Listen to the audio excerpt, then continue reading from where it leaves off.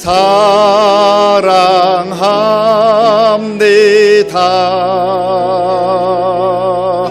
나를 자녀 삼으신 주 사랑합니다.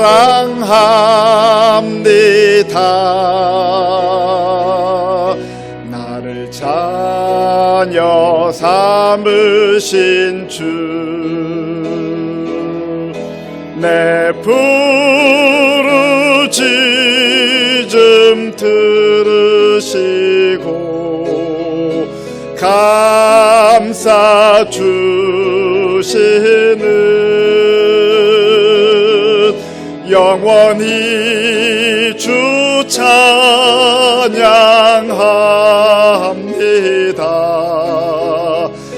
내 삶을 다해.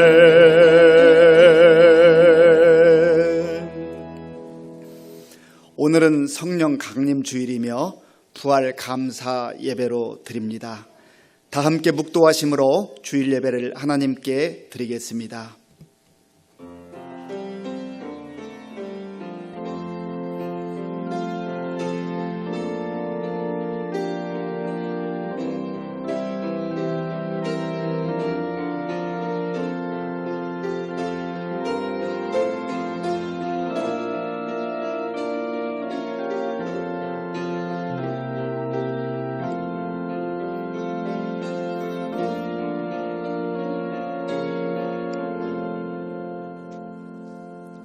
왕이신 나의 하나님이여, 내가 주를 높이고 영원히 주의 이름을 송축하리이다. 아멘.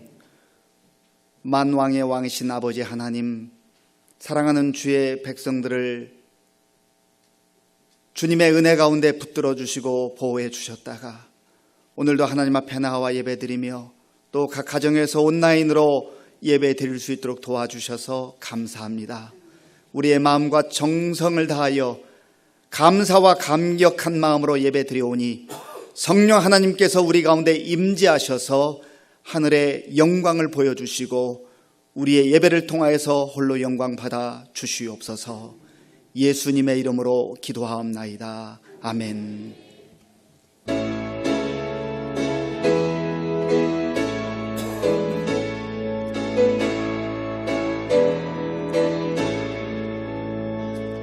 빛나고 높은 보좌와 그 위에 앉으신 주 예수 얼굴 영광이 해같이 빛나네.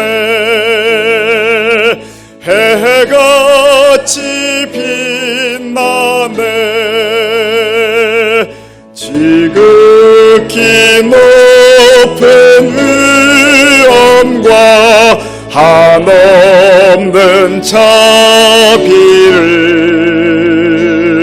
무천사 소리 합하여 늘 찬송 드리네.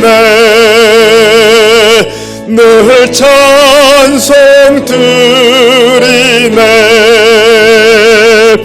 영축을 나를 살리려 그 영광 떠나서 그 부끄러운 십자가 나 위해 지셨네. 날 위해 지셨네.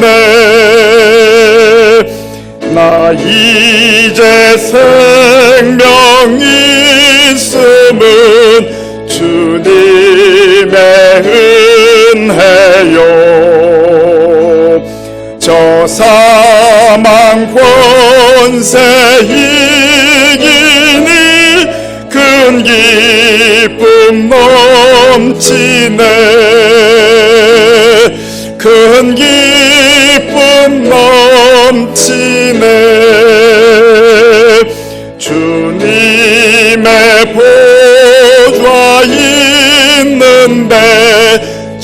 한 몸이르러 그 영광 몸소 배울 때 내 기쁨 넘치리 내 기쁨 넘치리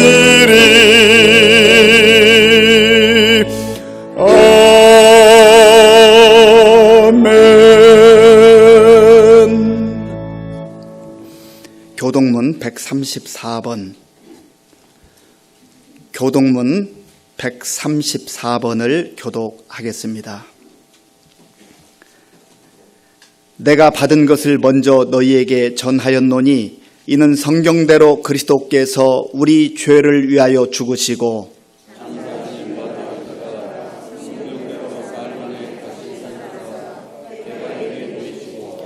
후에 12 제자에게와 그 후에 500여 형제에게 일시에 보이셨나니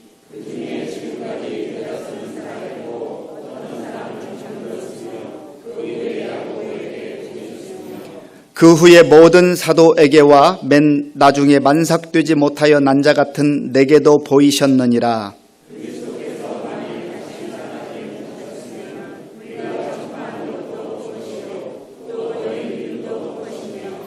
만일 그리스도 안에서 우리가 바라는 것이 다만 이 세상의 삶뿐이면 모든 사람 가운데 우리가 더욱 불쌍한 자이리라.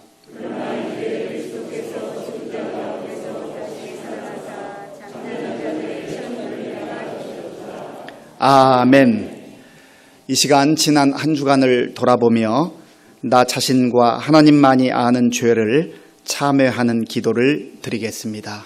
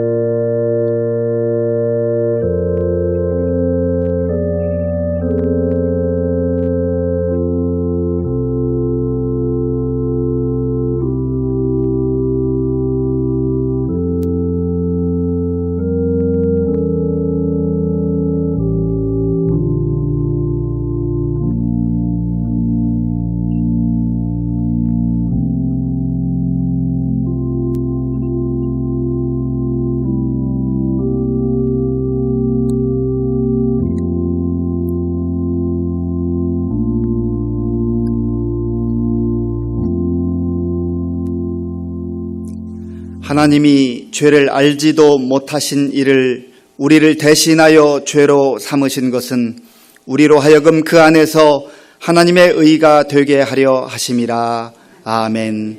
나는 전능하신 아버지 하나님 천지의 창조주를 믿습니다. 나는 그의 유일하신 아들 우리 주 예수 그리스도를 믿습니다. 그는 성령으로 잉태되어 동정녀 마리아에게서 나시고 본디오 빌라도에게 고난을 받아 십자가에 못 박혀 죽으시고 장사된 지 사흘 만에 죽은 자 가운데서 다시 살아나셨으며 하늘에 오르시어 전능하신 아버지 하나님 우편에 앉아 계시다가 거기로부터 살아있는 자와 죽은 자를 심판하러 오십니다. 나는 성령을 믿으며 거룩한 공교회와 성도의 교제와 죄를 용서받는 것과 몸의 부활과 영생을 믿습니다. 아멘.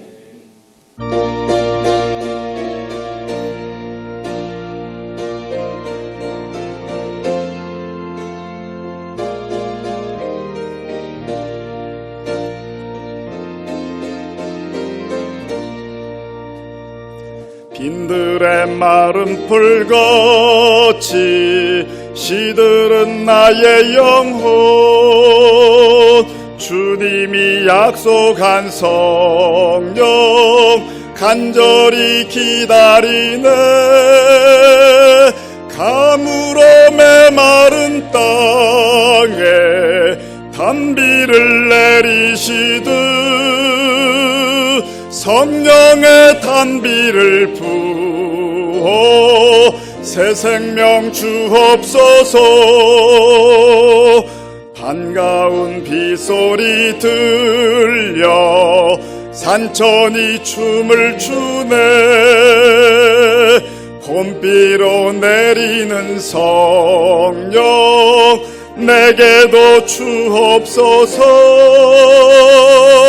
가물어 메마른 땅에 단비를 내리시듯 성령의 단비를 부어 새 생명 주옵소서 절 따라 우로를 내려 초목이 무성하니 갈급한 내 심령 위에 성령을 부으소서 가물어 메마른 땅에 단비를 내리시듯 성령의 단비를 부어 새 생명 주옵소서 잠드신 사랑의 언약 어길 수 있사오랴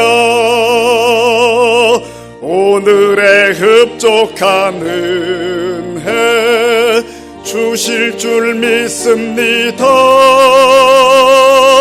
가물어 메마른 땅에 단비를 내리시듯 성령의 단비를 부어 새 생명 주옵소서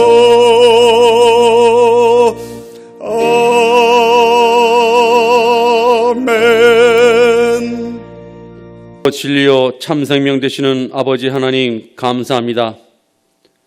지난 한 주간도 주님이 우리의 삶의 주인 되시어 생명의 길로 인도하시니 또한 감사합니다. 오늘 주님날 성령 강림 주일과 지난번 드리지 못한 부활절 감사하여 부활절 감사 예배를 드리오니 이 예배를 기뻐 받아주시고 오직 하나님께만 영광되는 산제사 되게 하옵소서. 이 시간 성령님으로 이 성전에 충만케 하여 감사와 감동과 감격이 가득함으로 기쁨과 평안이 넘치는 소중한 시간 되게 하옵소서. 주님, 저희들 당연히 주님의 말씀대로 살아야 하는데 말씀에 반하여 세상 속에 속하여 내 생각, 내 뜻대로 살아온 것을 주님께 회개하오니 주님 용서하여 주시옵소서. 예수님께서 공생의 동안에 우리에게 보이신 겸손과 낮은 자세로 섬기며 십자가에 죽기까지 하신 주님의 길 따라 우리들도 말씀대로 생명의 길로 주님의 모습대로 살아가며 믿지 않는 이웃들과 형제들에게 본이 되게 되고 섬기게 하시고 예수님의 십자가의 사랑을 전하는 참된 그리스도의 참제자로 살아가는 우리 모두 되게 하여 주시옵소서. 오늘 주님의 날개 아래서 생명의 빛과 은혜와 진리 가운데 참 평강을 누리는 우리 모두 되게 은총 내려 주시옵소서. 주님, 저희들 참으로 힘들고 어렵게 살아가고 있습니다. 코로나 바이러스로 지속적인 확산이 우려되는 가운데 사회활동과 경제활동 등 우리나라 사회 모든 부문에서 활동할 수 있는 영역들이 제한되고 질병으로 정신과 물질의 어려움으로 고통받고 있는 특히 고령의 어르신들이 많이 있습니다. 주님, 이 나라 이 민족을 불쌍히 여기사 하루빨리 이 힘들고 어려운 고통의 수렁 속에서 벗어날 수 있도록 도와주시옵소서. 주님, 간절히 원하오니 우리 교회와 예배가 회복되게 하시고 성령의 뜨거운 불과 통회하고 자박하는 회개의 영이 우리 시민교회에 가득 부어주셔서 악하고 더러운 모든 죄악들을 물리쳐 주시고 우리들의 삶이 시민교회를 통해 참 평안과 안식을 누릴 수 있는 은혜를 베풀어 주시옵소서. 우리 시민교회 희망인 교회학교가 회복되길 원하옵나이다. 다음 주부터 시작될 교회학교에 귀여운 유치부 재롱도, 장난꾸러기 아동부 활기찬 청소년부, 그리고 듬직한 모습들, 청년들의 희망을 모두를 보고 싶습니다. 이를 위해 목사님을 중심으로 전 교사들이 철저하게 준비하고 계획하고 있습니다.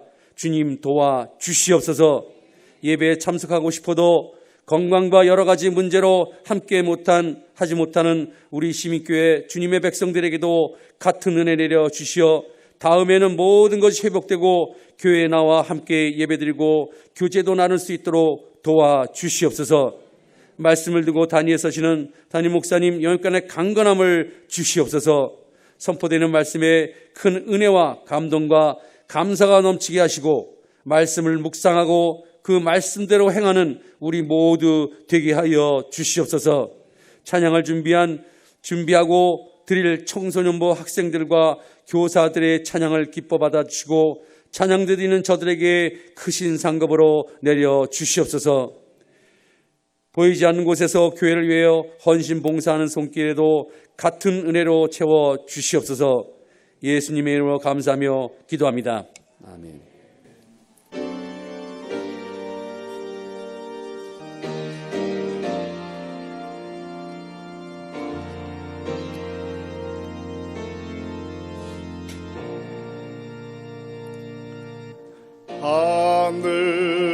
하늘에 계신 아버지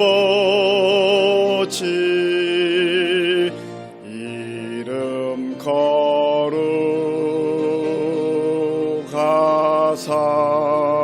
거룩하사 주님 나라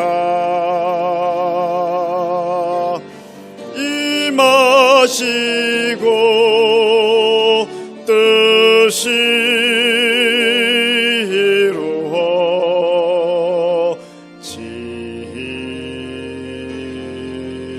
이루어지이다.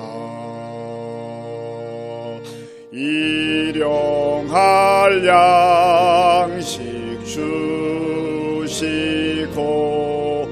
우리들의 큰 죄 다 용서하옵시고 또 시험에 들게 마시고 악에서 구원하소서. 대개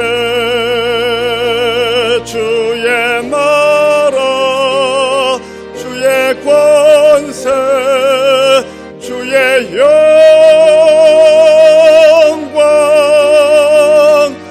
영원히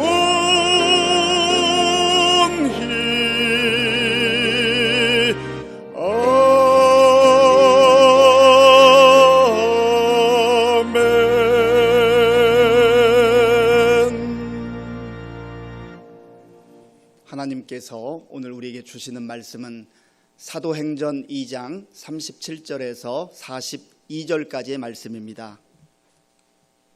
신약 성경 189쪽 사도행전 2장 37절에서 42절까지의 말씀을 교독하겠습니다. 그들이 이 말을 듣고 마음에 찔려 베드로와 다른 사도들에게 물어 이르되 형제들아 우리가 어찌할꼬 하거늘 베드로가 이르되 너희가 회개하여 각각 예수 그리스도의 이름으로 세례를 받고 죄 사함을 받으라. 그리하면 성령의 선물을 받으리니 이 약속은 너희와 너희 자녀와 모든 먼데 사람 곧 주 우리 하나님이 얼마든지 부르시는 자들에게 하신 것이라 하고 또 여러 말로 확증하며 권하여 이르되 너희가 이 패역한 세대에서 구원을 받으라 하니 그 말을 받은 사람들은 세례를 받음에 이 날에 신도의 수가 3,000이나 더하더라. 그들이 사도의 가르침을 받아 서로 교제하고 떡을 떼며 오로지 기도하기를 힘쓰니라. 아멘.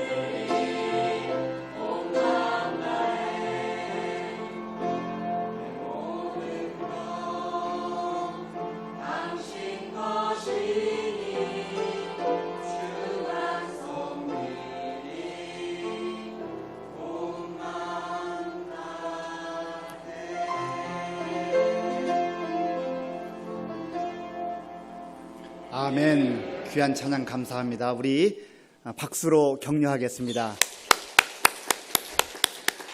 우리 청소년부 또 우리 아동부, 우리 청년부 미래의 꿈나무들이고 우리 교회의 희망입니다. 여러분들 계속해서 기도해 주시고 특별히 우리 담당 교육자들과 선생님들을 위해서도 많이 기도해 주시기 바랍니다. 우리 함께 인사하겠습니다. 반갑습니다. 하나님을 사랑하고 이웃을 사랑합시다. 예배를 드릴 수 있음이 큰 축복입니다. 오늘은 우리가 성령 강림 주일로 하나님께 예배를 드립니다.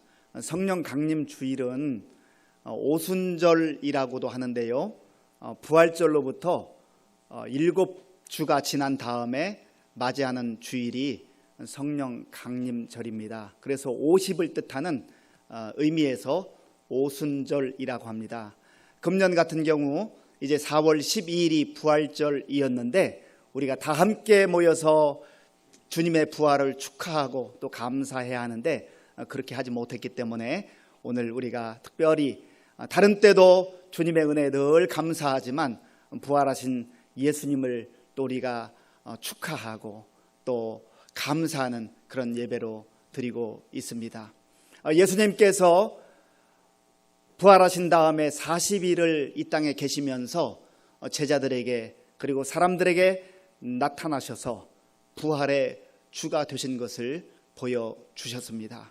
그리고 승천하시기 직전에 예수님은 제자들을 향하여서 예루살렘을 떠나지 말고 내게 약속한 바 아버지의 그 약속을 기다리라. 요한은 물로 세례를 베풀었으나 너희는 몇 날이 못 되어 성령으로 세례를 받으리라. 그렇게 말씀하셨습니다.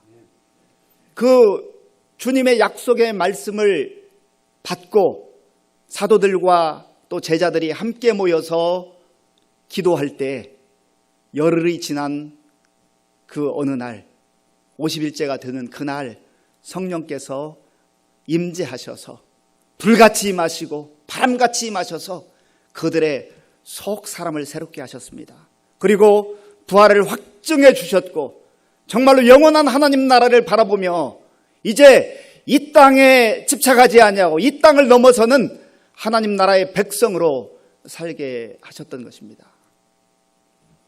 오늘 저와 여러분들 가운데도 이 예배를 통하여서 우리 하나님께서 주시는 부활의 소망과 확신이 분명할 뿐만 아니라 또 성령님께서 이 예배 가운데 각자에게 우리 공동체 가운데 임하셔서 성령으로 충만한 그런 은혜가 임하기를 간절히 바랍니다. 기독교 하면 무엇이 떠오릅니까? 여러 가지가 있겠지만 예수를 믿는 사람들도 그렇고 믿지 않는 사람들도 대부분 십자가를 떠올립니다. 십자가는 기독교의 상징입니다. 그리고 이 십자가의 의미 속에는 두 가지를 우리가 볼 수 있는데 하나는 하나님의 큰 사랑입니다. 하나님의 지극한 사랑. 독생자 예수님을 이 땅에 보내주실 만큼 세상을 위하여서 우리를 위하여서 나를 위하여서 예수님을 보내주신 하나님의 사랑. 보내주시기만 하는 것이 아니라 나의 죄값을 친히 담당하시기 위해서 예수님께서 그 모욕과 또 순환과 죽음까지 십자가에서 감내하신 그 사랑의 극치, 은혜의 극치를 볼 수 있는 것이 십자가입니다. 그런데 또 다른 면에 십자가는 하나님의 사랑이기도 하지만 하나님의 심판이기도 합니다. 하나님의 아들 예수님께서 죄값을 담당하시기 위해서는 그 고난과 그 모진 수모를 담당할 뿐만 아니라 죽으셔야 할 만큼 죄라고 하는 것은 무서운 것이고 죄의 값은 바로 사망입니다. 예수님이 십자가에서 그 죄값을 감당해야 할 만큼 죄라고 하는 것은 끔찍한 것이고 반드시 하나님의 심판이 있다는 것을 보여주는 겁니다. 그러므로 십자가라고 하는 것은 주님의 사랑과 은혜를 받아들이는 사람에게는 구원이지만 똑같은 십자가 사건인데 예수님의 그 은혜와 사랑을 받아들이지 않는 사람에게는 이 땅에서도 심판이지만 또 언젠가 하나님 앞에 설 때 영원한 심판으로 그렇게 임하게 되는 것입니다. 그런 면에서 저와 여러분들이 정말 십자가를 붙들고 또 하나님의 사랑과 은혜 가운데 살 수 있다고 하는 것이 얼마나 감사하고 감격스러운 일인지 모릅니다. 십자가 중심의 신앙, 십자가를 붙드는 그 신앙은 참 귀한 겁니다. 그럼에도 불구하고 성경은 우리가 십자가 신앙에서만 머물러서는 안 된다고 말합니다. 우리가 십자가 신앙에까지만 머무르면 예수님께서 나를 사랑하셔서 십자가에서 죽어주셨는데 참 고맙다, 감사하다라고 느끼기는 하지만 그 죽음이 끝이라고 한다면 우리에게 무슨 의미가 있겠습니까? 소망이 없는 거예요. 절망인 거예요. 그저 감사하고 고마울 뿐이죠. 그래서 진정한 믿음의 사람들은, 하나님이 기뻐하시는 그러한 사람들은 십자가를 넘어서서 부활하신 예수 그리스도, 부활의 주님을 만나서 부활신앙으로 그 신앙이 계속해서 나아가야 될 줄로 믿습니다. 거기에 우리의 큰 소망이 있어요. 거기에 우리의 희망이 있는 거예요. 베드로가 누구입니까? 예수님의 제자 아닙니까? 어부로 살아가던 시절 예수님께서 나를 따라오너라, 내가 너희로 사람을 낚는 어부가 되게 하리라 부르셔서 주님의 제자로 삼아 주셨습니다. 큰 은혜였지요. 그리고 이 베드로를 비롯한 사도들은 예수님과 3년 동안 동거동락하며 정말로 주옥과 같은 그 하나님 나라의 말씀 비밀을 직접 예수님으로부터 들을 수 있는 특권을 누렸습니다. 그리고 자기 눈앞에서 펼쳐지는 그 예수님의 권능과 기적의 현장들을 목격한 사람입니다. 그래서 베드로뿐만 아니라 모든 사도들이 이 예수님이야말로 우리나라를 구원할, 우리 민족을 구원할 메시아구나, 이 능력으로, 이 권능으로 이제 로마의 압제에서도 벗어나고 우리가 이 예수님과 함께하면 뭔가 한 자리 할 수 있겠다, 그런 생각을 하지 않았겠습니까? 그런데 때가 되었을 때에 예수님은 너무나 무기력한 모습으로 제자들의 기대와는 정반대로 대제사장에게 가서 신문을 받아야 했고 마침내 빌라도의 법정에서 사형 언도를 받았습니다. 베드로의 기대와 또 제자들의 기대가 무너지는 순간이었습니다. 그러니 이 예수님도 별 수 없구나, 이제 죽음으로 끝나는구나 라고 그렇게 좌절과 절망 가운데 빠졌지요. 그러니 그렇게 당당했던 베드로, 큰 소리쳤던 베드로, 내가 주님과 함께 죽을지언정 제가 예수님 부인하지 않겠습니다, 예수님께서 경고의 말씀을 하셨음에도 불구하고 그렇게 큰 소리쳤던 베드로가 예수님을 3번씩 부인하는, 그리고 저주까지 하는 그러한 지경에 이르렀습니다. 그런데 오늘 본문 말씀에 보면 베드로가 어찌 보면 상황이 크게 변하지 않은 그 죽음의 위협 앞에서도 너무나도 당당하게, 너무나도 담대하게 주의 복음을 선포하는 것을 보게 됩니다. 단지 50일 만에 무엇이 그 두려움과 공포에 숨어버렸던, 그리고 예수님을 부인하고 저주까지 했던 이 베드로를 바꾸어 놓은 것입니까? 그것은 바로 예수님의 부활입니다. 죽음이라는 것이 두렵고 참으로 무서운 것이지만, 그러나 죽음 권세를, 사망 권세를 깨뜨리시는 우리 주님이 다시 살아나셨구나, 이 부활하신 주님을 만났을 때 이 베드로에게는, 그리고 제자들에게는 참으로 지금까지 갖지 못했던 새로운 소망이 넘쳐나게 된 것입니다. 담대함이 임하게 된 것이지요. 우리도 그렇잖아요. 가장 두려운 게 뭐예요? 가장 무서운 것이 무엇입니까? 우리가 죽을까 봐 두려운 거예요. 왜 일합니까? 왜 밥을 먹습니까? 왜 건강을 지키기 위해서 운동도 하고 노력합니까? 살기 위해서 그렇잖아요. 그러나 우리가 이 땅에서 하는 행위가 때로는 주님과 관계없는 운동, 주님과 관계없는 살고자 하는 것은 사실은 육체의 생명을 더 연장하는 것에 불과하지 않습니다.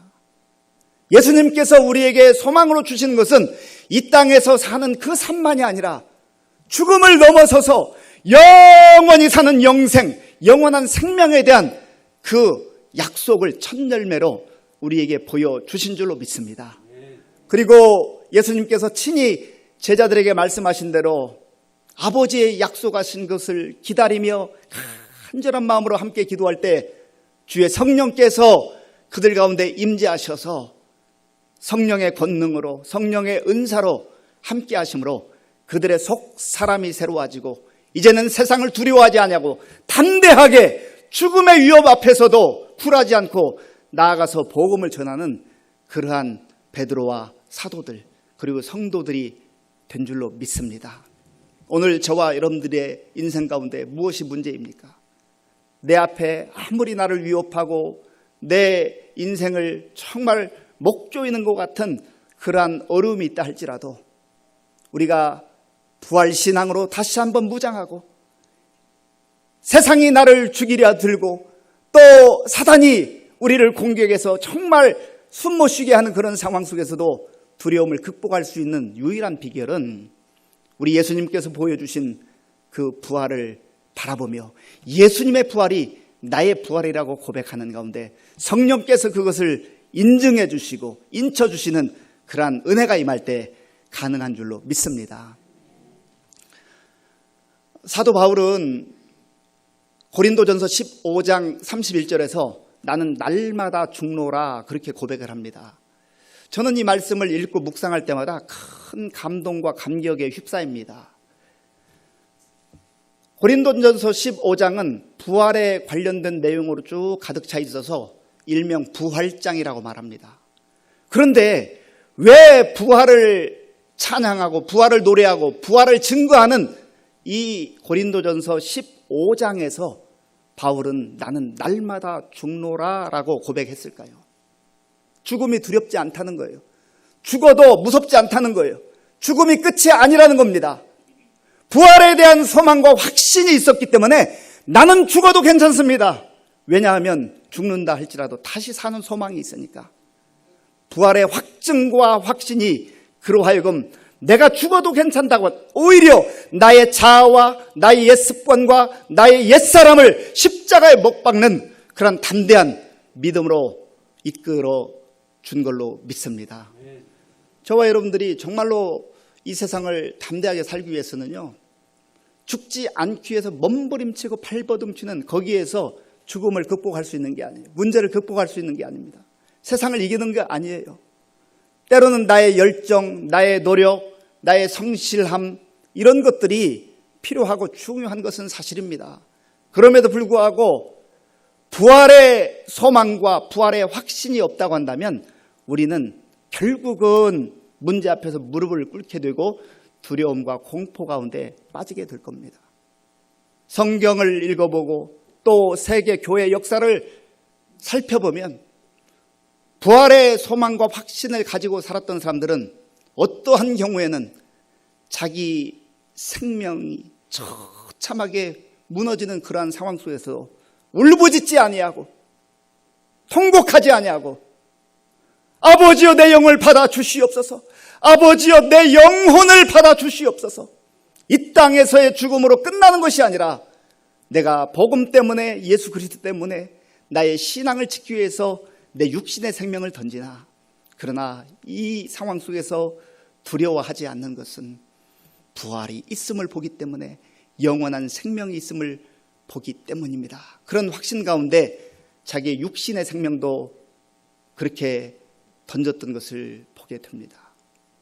사랑하는 성도 여러분, 오늘 저와 여러분들이 이 예배를 통해서 정말 우리의 신앙을 다시 한번 확인하고 점검하시되 내가 십자가 신앙까지만 머무르고 있는지, 거기까지에서 멈춰 있기 때문에 부활신앙으로 나아가지 못하기 때문에 세상을 두려워하고 늘 근심과 걱정과 염려 가운데 살아가고 있는 것은 아닌지, 주님 나에게 정말 부활의 그 소망을 다시 한번 주시고 약속을 통하여서 하나님의 말씀을 통하여서 부활의 믿음으로 다시금 무장할 수 있기를 원합니다.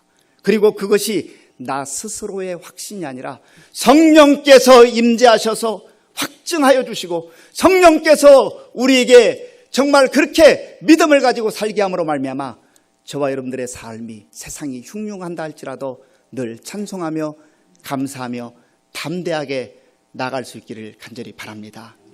그래서 베드로는 2장 24절에서 이렇게 선언합니다. 하나님이 그를 사망의 고통에서 풀어 살리셨으니 이는 그가 사망에 매여 있을 수 없었습니다. 예수님께서 우리의 구원을 위하여서 잠시 사망 권세 아래 있었지만 계속해서 사망 권세에 눌려 있을 수는 없다는 겁니다. 또한 사도행전 2장 32절에서는 이 예수를 하나님이 살리신지라 우리가 다 이 일의 증인이로다. 이 일의 증인이로다. 증인은 어떤 사람이에요? 직접 그 현장에 있었던 사람, 그 현장을 목격한 사람. 베드로는 누군가에게 전해 듣고 전해 들어서 예수님이 부활하셨다는 것을 그렇게 알게 된 게 아니라는 겁니다. 내가 직접 그 부활의 예수를 만났고 그래서 목격자로서의 증인이 되었다는 겁니다.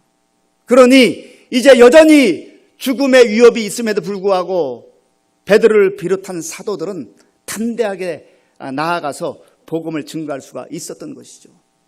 그러면 저와 여러분들이 어떻게 부활의 예수님을 만날 수가 있습니까? 말씀을 통하여서 성령을 통하여서 이 부활의 주님을 우리가 만나게 되고 성령께서 우리에게 확증해 주시는 그러한 은혜 가운데 여전히 우리들도 부활의 믿음을 가지고 세상 속에서 담대하게 살아갈 수 있다고 하는 겁니다.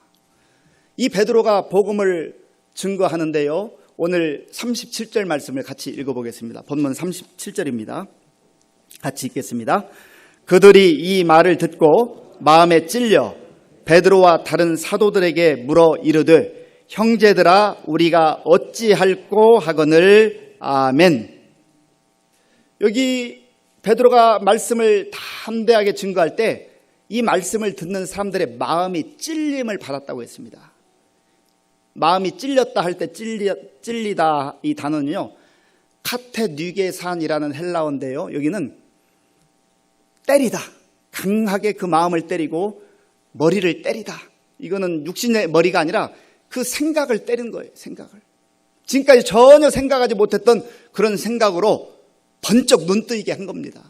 그리고 또 여기는 찔러서 관통하다라고 하는 그러한 뜻이 있습니다. 내 마음에 전혀 생각하지 못했던 부활에 대한 삶, 소망, 그리고 영원한 하나님 나라에 대한 그러한 생각들이 번쩍 망치로 뒤통수를 얻어맞은 것 같은 그러한 생각이 들었다는 것이죠. 그래서 이 말씀을 들었던 사람들이 형제들아 우리가 어찌할꼬라고 그렇게 질문을 합니다. 말씀 앞에 서는 사람은요, 자기가 지금 어떤 상태인지를 깨닫게 되고 보게 됩니다. 이게 참 복이에요. 말씀을 듣게 되면 나 자신을 바라보지 못하고 그저 눈앞에 보이는 세상만 향하여 달려가던 사람이 나의 발걸음의 현주소를 확인하게 되고 나의 마음의 그런 상태를 보게 되는 것입니다. 히브리서 4장 12절에서 바로 이 말씀을 우리에게 말씀하고 있는데요, 하나님의 말씀은 살아있고 활력이 있어 좌우의 날선 어떤 검보다도 예리하여 혼과 영과 및 관절과 골수를 찔러 쪼개기까지 하며 또 마음의 생각과 뜻을 판단하나니. 이와 같이 하나님의 말씀은 바로 우리의 생각과 모든 것을 찔러 쪼개는 그러한 말씀이라는 겁니다. 능력 있는 말씀, 권능 있는 말씀. 그래서 내가 지금까지 나 자신의 마음, 내 자신의 상태, 내 인생의 모습을 바라보지 못하고 보지 못하고 그저 내 잘난 맛에 살거나 내 똑똑함으로 살거나 자기 자신감으로 살아갔는데 말씀 앞에 서게 될 때 마치 거울 앞에 서는 것처럼 나 자신을 보게 된다는 거예요. 그래서 이 말씀을 들은 이 사람들이 형제들아 우리가 어찌할꼬 어떻게 하면 좋겠습니까? 그런데요, 형제들아 우리가 어찌할꼬 이러한 탄식과 정말 절박한 마음으로 하나님 앞에 질문하는 사람들은 복된 사람들이에요. 똑같이 말씀을 듣는데도 오히려 마음이 강팍해지고 악해지는 사람이 있습니다. 사도행전 7장에 보면 스데반이 성령이 충만해서 말씀을 전하는데 말씀을 들은 사람들이 마음의 찔림을 받았어요. 그런데 이들은 마음의 찔림을 받았는데 형제들아 우리가 어찌할꼬 이렇게 질문하지 않습니다. 그들은 질문 대신에 돌을 들어서 스데반을 향하여서 그 돌팔매질을 합니다. 우리가 세상에 복음을 전하다 보면요, 어떤 사람들은 그 복음의 말씀을 듣고 아 그래요, 내가 참 지금까지 나도 차마 표현은 못했지만 뭔가 내 인생이 잘못됐다는 것을 알게 됐습니다. 말씀을 듣고 보니까 내가 인생을 다시 살아야 되겠네요. 그렇게 고백하며 주께로 돌아오는 사람들이 있습니다. 그런가 하면 하나님의 말씀을 복음을 똑같이 듣는데도 오히려 강하게 거부하고 하나님을 조롱하고 모욕하는 그러한 반응들도 얼마든지 있다는 겁니다. 베드로는 거기에 굴하지 아니하고 성령으로 충만한 가운데 이 주의 복음을 담대하게 증거했습니다. 그때 참으로 이 말씀을 들은 사람들이 형제들아 우리가 어찌할꼬라고 그렇게 반문하게 된 것이죠. 그들의 질문에 대한 답변이 바로 38절에 나와 있습니다. 우리 38절 말씀을 같이 읽겠습니다. 38절입니다. 베드로가 이르되 너희가 회개하여 각각 예수 그리스도의 이름으로 세례를 받고 죄사함을 받으라. 그리하면 성령의 선물을 받으리니 아멘. 베드로는 회개하라라고 그들에게 선포했습니다. 회개해야 됩니다. 이 복음의 말씀을 듣고 회개해야 됩니다. 이 회개하다라고 하는 단어는요, 메타노에오라고 하는 단어인데요, 마음을 바꾸다, 생각을 바꾸다, 삶을 바꾸다 그런 뜻이 있고요, 길을 돌이켜서 다시 생명의 길로, 의의 길로 방향 전환을 하다라고 하는 의미가 있습니다. 회개라고 하는 이 한문인데요, 회자는 뉘우칠회, 개자는 바꿀 개입니다. 그런데 오늘날 많은 사람들이요, 복음의 말씀을 듣고 회개한다고 하는데 뉘우치기는 해요. 아이고 내가 잘못됐구나, 아이고 내가 잘못 살았네, 이거 방향이 엉뚱한 방향이었네, 그렇게 뉘우치기는 하고 깨닫기는 하는데 개, 고칠 게 다시 제자리로 돌아오는 여기까지 나아가지 않는다는 거예요. 진정한 회개는 하나님 내가 잘못했습니다, 용서해 주세요, 그것이 진정한 회개가 아니에요. 그냥 깨우치는 것으로 그치고 다시 원래 돌아가야 할 그 생명의 자리, 그 자리로 돌아가지 않으면 우리 삶의 변화는 전혀 일어나지 않는다는 것입니다. 그래서 오늘날 오랫동안 예배도 드리고 기도도 하고 또 신앙생활을 하는데 삶이 잘 변하지 않는 사람들이 있어요. 그 이유가 무엇인지 아십니까? 뉘우치기만 해요. 아이고 내가 오늘도 잘못했습니다, 하나님 용서해 주세요, 오늘도 거짓말했습니다, 용서해 주세요. 그러나 회개는 그렇게 말하는 것이 아니라 거짓말을 했으면 거짓말을 하지 않는, 하나님 앞에서 살아가는 정직한 자로, 진실한 자로 우리의 생각과 삶의 모습들을 바꾸어가는 것, 그것이 바로 진정한 회개라고 하는 것입니다. 그런데 여기서 회개의 가장 중요한 의미는 뭐냐면 바로 방향을 말하는데요, 길이요 진리요 생명이신 예수 그리스도, 길 되신, 생명의 길이 되신 예수 그리스도께 우리가 나와서 그 주님 안에서 살아가야 한다는 것입니다. 세상의 사람들이, 우리 주변의 사람들이요, 보면은 정말 나보다 더 성실하고 열심히 부지런히 살아가는 사람들이 얼마나 많은지 몰라요.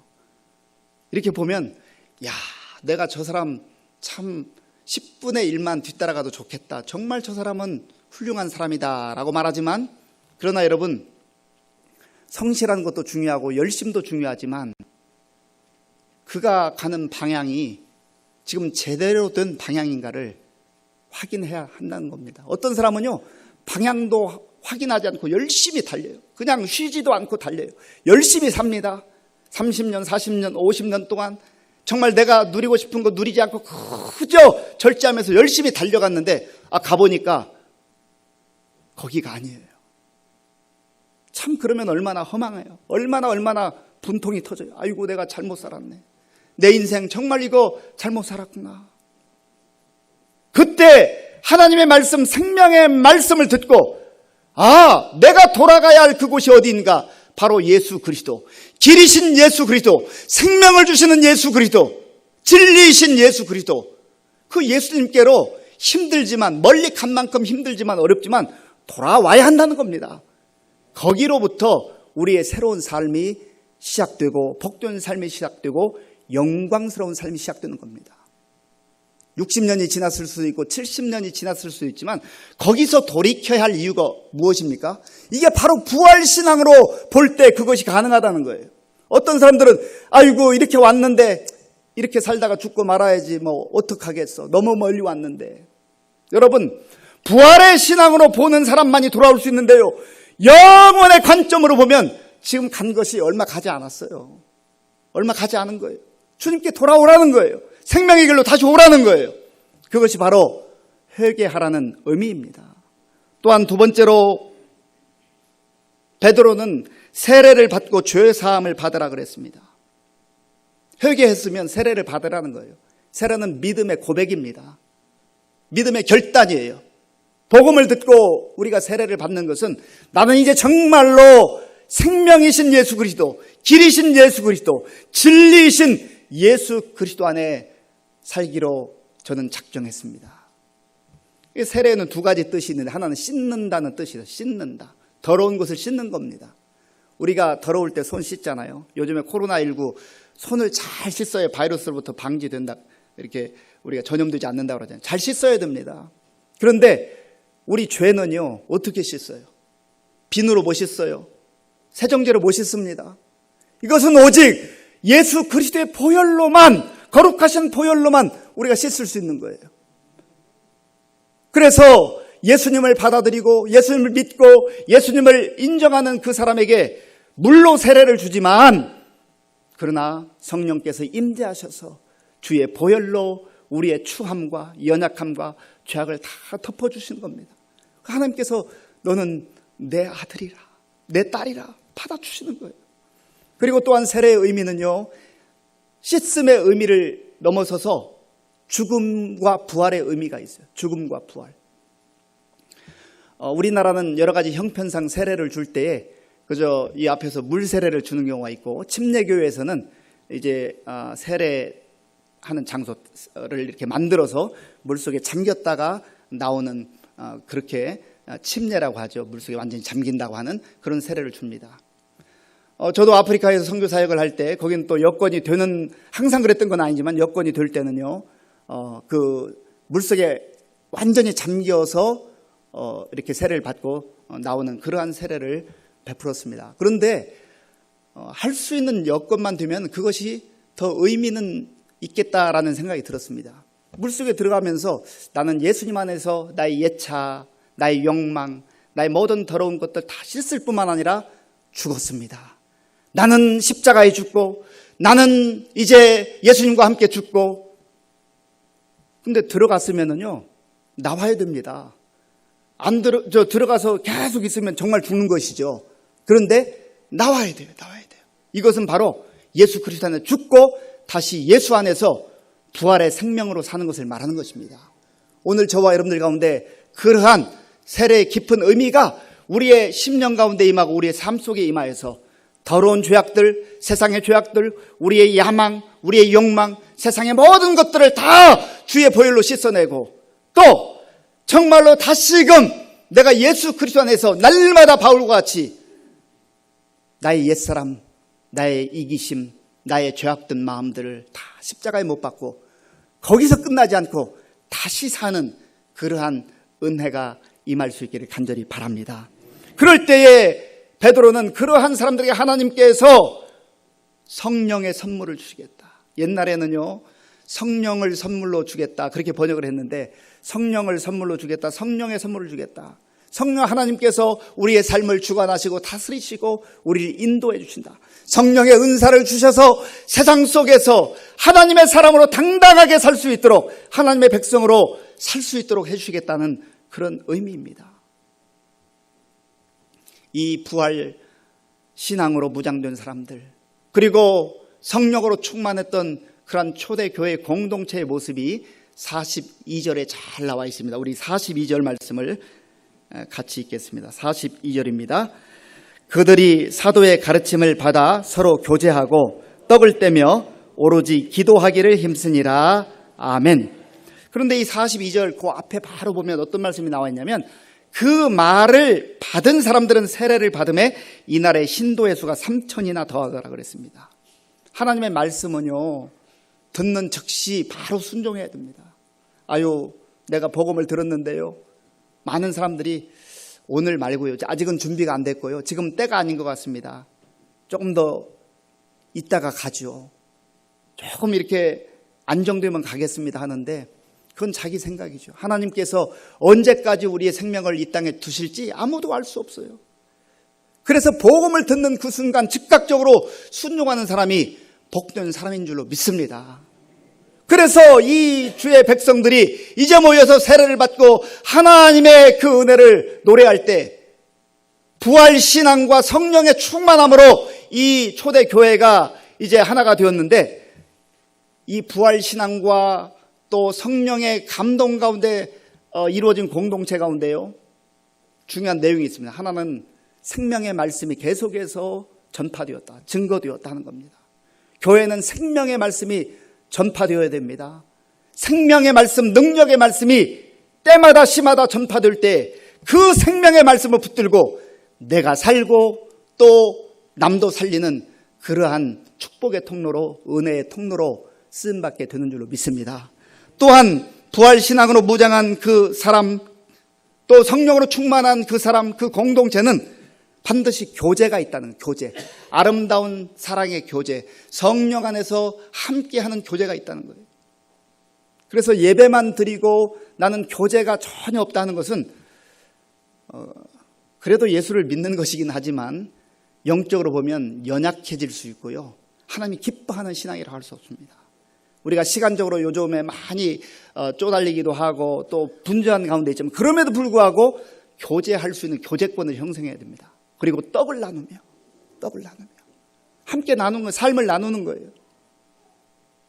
또 우리 장로님을 통하여서 우리가 떡을 정말로 나누는 그러한 주일이 되었는데요, 떡을 나누는 식구죠, 식구, 가족, 영적 가족. 그 다음에 기도에 오로지 힘쓰니라. 기도가 살아있는 교회. 사랑하는 성도 여러분, 저와 여러분들이 우리 교회를 위해서 기도할 때, 우리 성도님들을 위해서 기도할 때, 또 우리 자신들을 위해서 기도할 때, 하나님, 우리의 심령 속에, 우리의 공동체 가운데 부활신앙이 살아 역사하는 그런 교회가 되기를 원합니다. 그리고 성령의 은혜와 성령의 능력이 우리 개인의 심령 속에, 우리 가정 속에, 우리 각 모임 속에, 우리 교회 가운데 임하여서 우리 교회를 통하여서 하나님의 영광이 나타나고 생명의 복음이 계속해서 흘러가는 우리의 삶, 우리의 교회가 되기를 원합니다.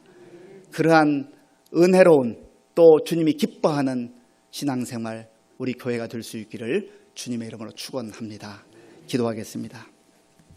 하나님 아버지, 감사합니다.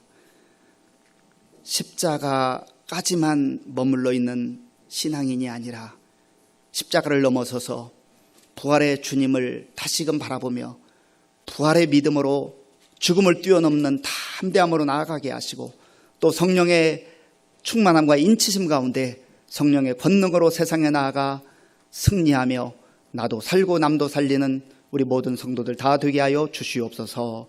예수님의 이름으로 기도하옵나이다. 아멘.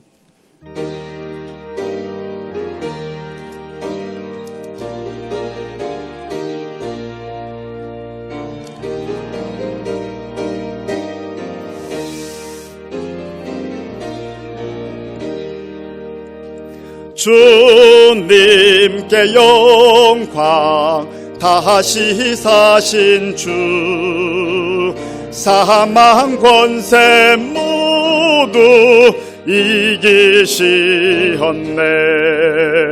흰 옷 입은 천사 돌을 옮겼고 누우셨던 곳은 비어 있었네. 주님께 영광, 다시 사신 주, 사망 권세 모두 이기시었네. 부활의 주님 나타나시사 두려움과 의심 물리치셨네. 주의 교회 기뻐 찬송하여라.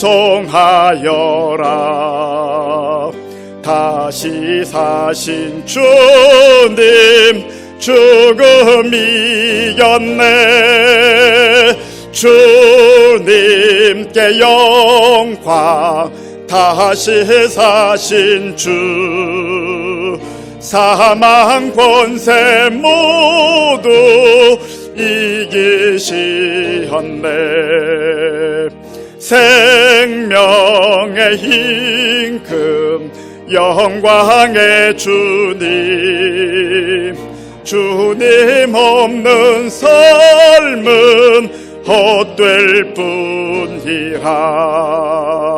주의 사랑으로 세상 이기고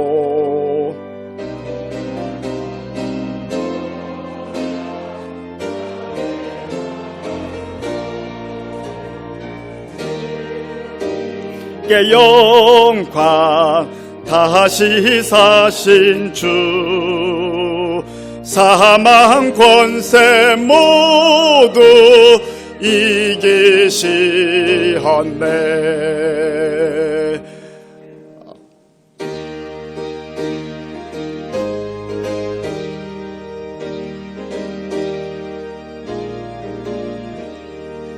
내가 받은 모든 것은 하나님의 선물이니 마음과 뜻하여서 겸손하게 드립니다. 주님 기뻐 받으시니 바치는 나 즐겁도다. 복의 근원 하나님께 영원토록 감사하리. 아멘. 하나님 아버지 감사합니다. 예수님께서 죽음의 권세를 깨뜨리시고 부활하심으로 우리에게 부활의 첫 열매가 되셨고 부활의 소망을 주셨습니다. 하나님, 이 땅만 바라보며 살아가는 어리석은 인생들이 아니라 믿음의 눈을 열고 영원을 바라보며 영생을 소망하며 사는 복된 삶이 될 수 있도록 주님 도와주시옵소서. 아버지 하나님, 하나님께서 베풀어 주신 은혜 가운데 구별하여 주일헌금, 11조, 감사헌금, 부활감사헌금, 각종 목적 헌금을 드립니다. 우리의 믿음과 정성과 사랑을 함께 드려오니 기쁘게 받아주시고 이 물질이 사용되어지는 곳에 예수 그리스도의 부활의 소망, 생명이 전파되게 하여 주시옵소서. 하나님, 우리 성도님들 가운데 행여라도 믿음이 연약해지고 희미해져서 부활을 의심하는, 그리고 부활이 믿어지지 않은 분들이 있다면 성령 하나님께서 말씀 가운데 역사하셔 다시금 부활의 신앙으로 성령 충만하게 살아갈 수 있도록 은혜를 베풀어 주옵소서. 하나님, 우리 성도님들 가운데 많은 분들 육신의 질병으로 인하여서 병원에서 또 집에서 지금 치료 중에 있습니다. 하나님, 긍휼을 베풀어 주셔서 치료의 광선을 발하여 주셔서 속히 회복되는 은혜가 있게 하여 주옵소서. 우리 각 가정을 위해서, 자녀들을 위해서, 또 일터를 위해서, 미래를 위해서 기도하는 우리 성도님들의 그 눈물의 기도를 들어주셔서 하나님께서 정하신 그때 가장 좋은 곳으로 응답하여 주옵소서. 모든 감사와 영광을 돌려오며 예수님의 이름으로 간절히 축복하면서 기도하옵나이다. 아멘.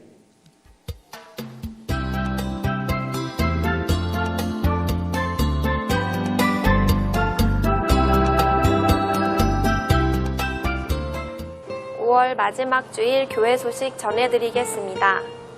오늘은 성령 강림 주일이며 부활 감사 예배로 1부, 2부 및 실시간으로 온라인 예배로도 드리고 있습니다. 아울러 지난주 금요일 29일 교회 방역하였습니다. 오늘 오전 9시 30분 정기당회가 당회실에서 있었습니다. 교회 학교와 청년부 주일 예배는 6월 7일부터 금요 심야 기도회는 6월 12일부터 재개할 예정입니다. 당분간 점심 식사는 제공되지 않으며 차량도 운행하지 않습니다. 예배를 다시 드리게 되었어도 정부에서 권장하는 방역 지침을 지켜야 합니다. 온라인 실시간 예배는 네이버 카페에 들어오시거나 유튜브 검색창에 의정부 시민교회에 입력하시어 예배 드리시기 바랍니다.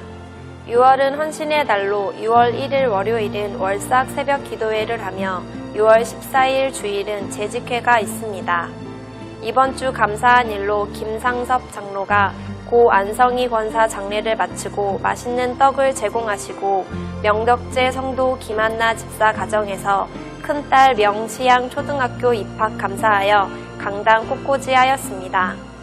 교우 동정입니다. 맹남열 성도와 자녀 맹가은 등록 신청하였습니다. 기타 광고입니다. 말씀으로 새로워지며 하나님 사랑, 이웃 사랑하는 의정부 시민교회 교회 소식이었습니다.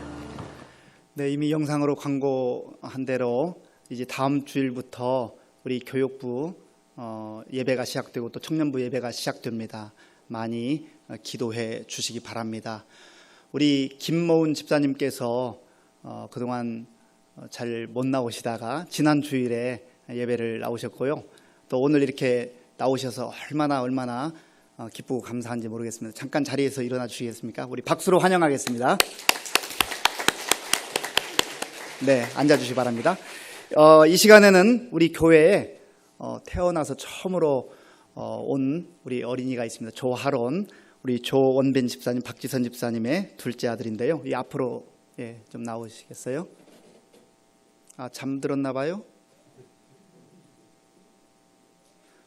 네, 하나님께서 사랑하는 자에게 잠을 준다고 그랬는데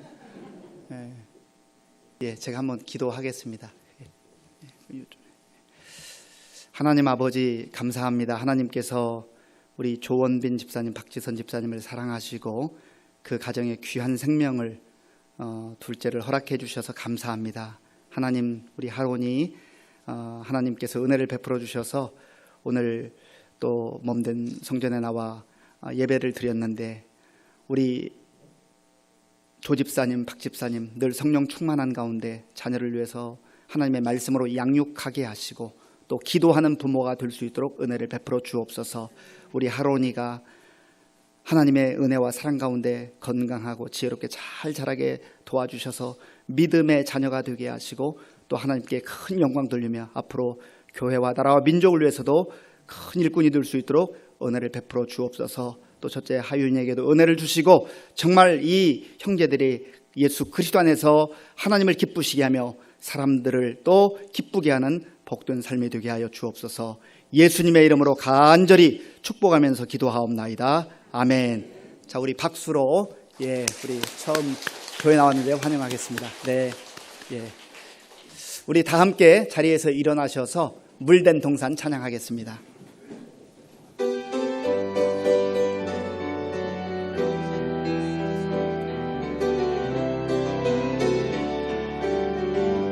주님 너를 항상 인도하시리. 주님 너를 항상 인도하시리. 메마른 땅에서도 너를 만족시키리. 너는 물된 동산 같겠고 마르지 않는 샘 같으리. 너는 물된 동산 같겠고 마르지 않는 샘 같으리. 주님 너를 항상 인도하시리. 주님 너를 항상 인도하시리. 메마른 땅에서도 너를 만족시키리. 너는 물된 동산 같겠고 마르지 않는 샘 같으리. 너는 물된 동산 같겠고 마르지 않는 샘 같으리. 지금은 우리 주 예수 그리스도의 은혜와 우리 아버지 하나님의 크신 사랑과 성령님의 교통하심과 위로하심과 인도하심이 부활의 주님을 바라보며 부활신앙을 가지고 성령님 안에서 놀라운 능력과 권세로 복음을 증거하며 축복의 통로로 은혜의 통로로 살기로 결단하는 모든 성도들 머리 위에와 저들의 가정과 자녀들과 일터 위에와 몸된 교회 위에와 우리나라와 민족 가운데 이제로부터 영원토록 함께 하옵시기를 간절히 축원하옵나이다. 아멘.